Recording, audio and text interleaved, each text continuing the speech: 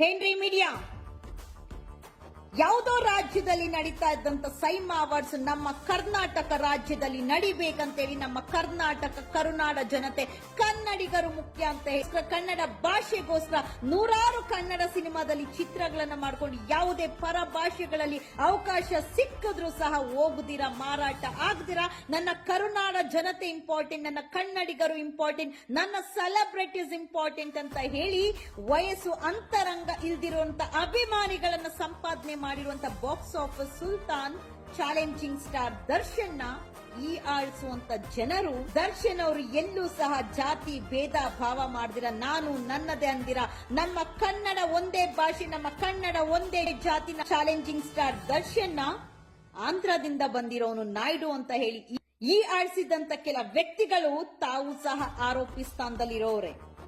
ದರ್ಶನ್ ಅವರು ಕೊಲೆ ಆರೋಪ ಒತ್ಕೊಂಡಿರ್ಬೋದು, ಆದ್ರೆ ಕೊಲೆ ಮಾಡಿಲ್ಲ ಅಂತ ನಾನು ನೂರಾರು ಬಾರಿ ಹೇಳಿದ್ದೀನಿ.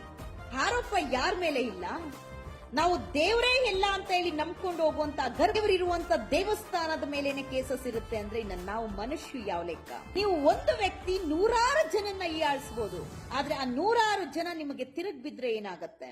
ಬಾಯಲ್ಲಿ ಮೂಳೆ ಇಲ್ದಿದ್ ನಾಲ್ಗೆ ಅಂತ ಹೇಳಿ ಲಂಗು ಲಗಾಮ್ ಇಲ್ದಿರ ಅರ್ದು ಬಿಟ್ರೆ ಅವರ ಅಭಿಮಾನಿಗಳಿಗೂ ಸಹ ಅರ್ದು ಬಿಡ್ತಾರೆ.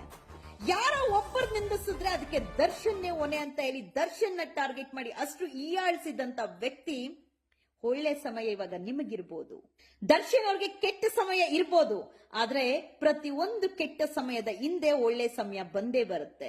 ನೀವು ಇಷ್ಟು ಹೆಸರು ಮಾಡೋದಕ್ಕೆ, ಇಷ್ಟು ವೈರಲ್ ಆಗೋದಕ್ಕೆ ಕಾರಣ ಅದೇ ದರ್ಶನ್ ಅಭಿಮಾನಿಗಳೇ ನಿಮ್ಮನ್ನ ಬೆಳೆಸಿದ್ದು. ಆದ್ರೆ ಇವತ್ತು ಅದೇ ಅಭಿಮಾನಿಗಳಿಗೆ ನೋವಾಗುವಂತ ಮಾತುಗಳನ್ನು ಆಡಿದ್ದೀರಾ ಅಂದ್ರೆ ನಿಮಗೆ ಅರ್ಥ ಆಗ್ಬೇಕು. SS ಟಿವಿ ಸಿನಿಮಾ ಜಗತ್ತಿನ ಕ್ಷಣ ಕ್ಷಣದ ಸುದ್ದಿಯೊಂದಿಗೆ